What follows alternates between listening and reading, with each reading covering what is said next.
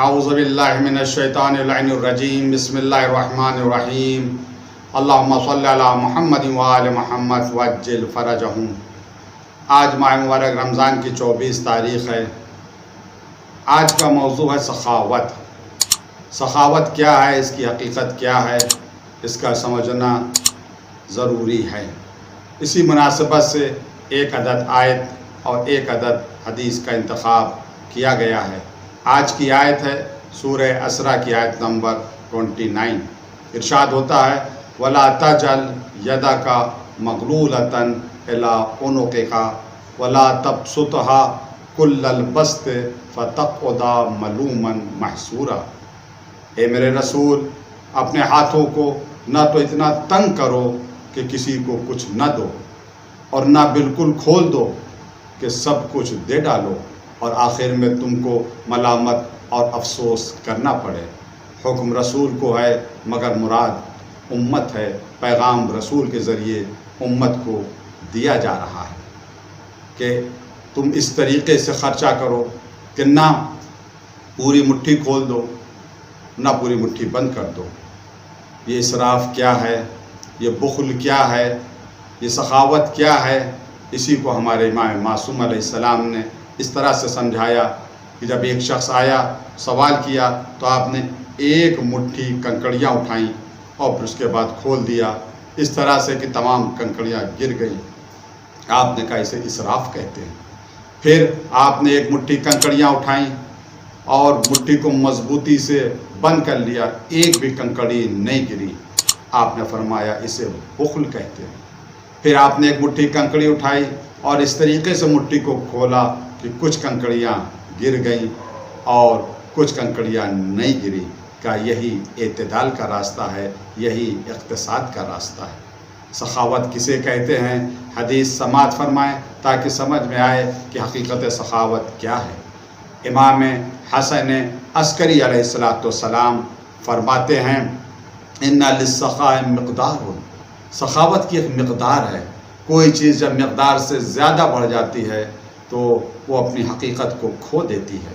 ان للسخاء مقدار، سخاوت کے لیے مقدار ہے۔ فإن زاد علیہا، اگر وہ مقدار میں اضافہ ہو جائے فہو صرف، تو وہ سخاوت نہیں ہے بلکہ اسراف ہو جائے گا۔ اسراف کی نوبت آ جاتی ہے۔ اسراف نہ کریں، سخاوت سے کام لیں۔ سخاوت ایک اچھی صفت ہے، بے انتہا اس کی مدح کی گئی ہے۔ اسراف مگر نہ کریں۔ اسراف کیا ہے، سخاوت کیا ہے؟ صرف مال ہی میں ہے، یا یہ سخاوت اور یہ اسراف اور یہ بخل مال کے علاوہ بھی کہیں اور بھی وجود رکھتے ہیں؟ مال میں تو ہے، نہ بخیل بنو، نہ کنجوس بنو، نہ مسرف بنو، سخی بنو۔ اب یہاں کے اوپر بہت سی باتیں قابل توجہ ہیں۔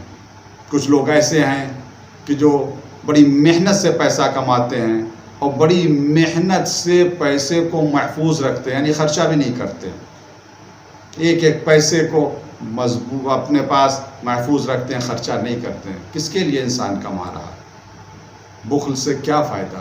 بخل کے لیے کہا گیا، بخیل کے لیے کہا گیا کہ وہ زندگی غریبوں والی جیتا ہے، حساب امیروں والا دے گا۔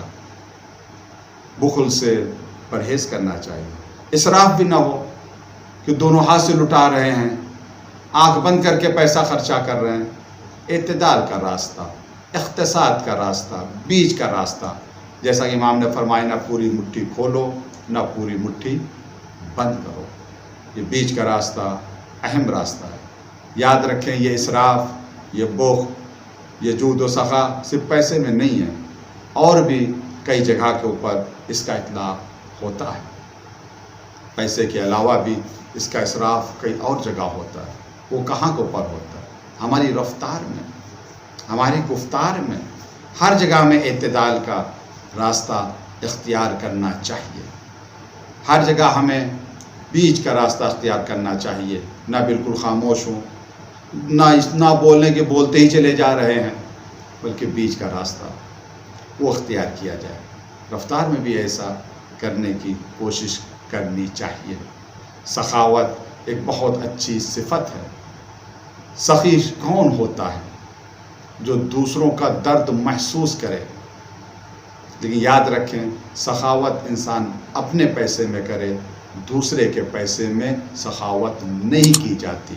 اس نقطے کی طرف توجہ دینے کی ضرورت ہے، اور یہ نقطہ سمجھ میں آتا ہے سیرت مولائے کائنات کو پڑھ کر، سیرت مولائے کائنات کو سمجھ کر۔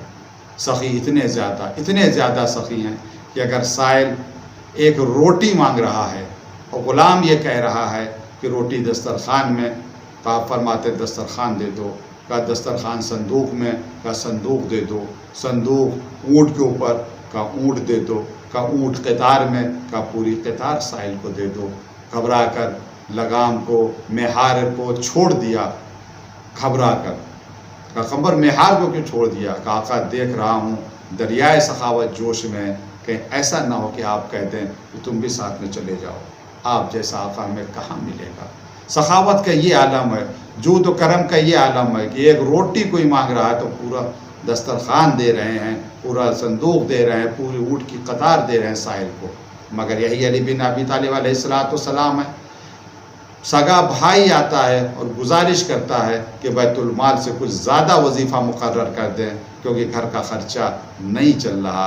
امام علی منع کر دیتے ہیں، سگے بھائی کو دے دینا چاہیے، زیادہ دے دینا چاہیے، مگر امام علی علیہ السلام نہیں دے رہے ہیں، بلکہ سمجھانے کے لیے کہہ رہے ہیں، بھائی کو سمجھانے کے لیے کہہ رہے ہیں کہ ایسا کرتے ہیں دکان کا تالا توڑ کر کچھ نکال لیتے ہیں۔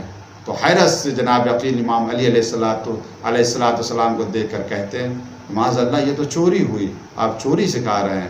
تو امام علی سمجھانے کے لیے کہہ رہے ہیں ایک آدمی کا مال چرانا تو بہتر ہے بنسبت ایسے کہ تمام لوگوں کا مال چرا لیا جائے۔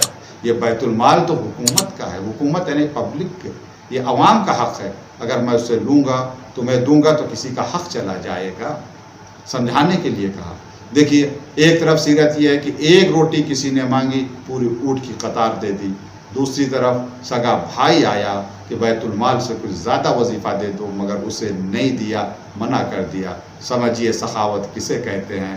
اپنا سارا مال اگر کوئی اللہ کی راہ میں لٹا دے تو وہ سخی کہلائے گا، وہ سخی کہلائے۔ لیکن اگر لوگوں کا مال، بیت المال، اللہ کا مال، اللہ کے بندوں کا مال اگر لٹا دے آنکھ بند کر کے اپنے اعزاء اور اقربا پر، تو اسے سخاوت نہیں کہتے، اسے ظلم کہیں گے، اسے خیانت کہیں گے۔ سمجھے حقیقت سخاوت کیا ہے؟ اپنا مال اللہ کی راہ میں لٹائیں، یہ سخاوت ہے۔ ہر حلال کام میں خرچہ کریں، اللہ کی اطاعت میں خرچہ کریں، یہ سخاوت ہے۔ اور دوسرے کے مال کے اوپر نظریں نہ اٹھائیں، اور اپنا جو مال ہے اسے حرام کاموں میں خرچہ نہ کریں۔ پروردگار ہم سب کو سخاوت کا معنی کیا ہے یہ سمجھنے کی توفیق عطا فرمائے۔ السلام علیکم ورحمۃ اللہ وبرکاتہ۔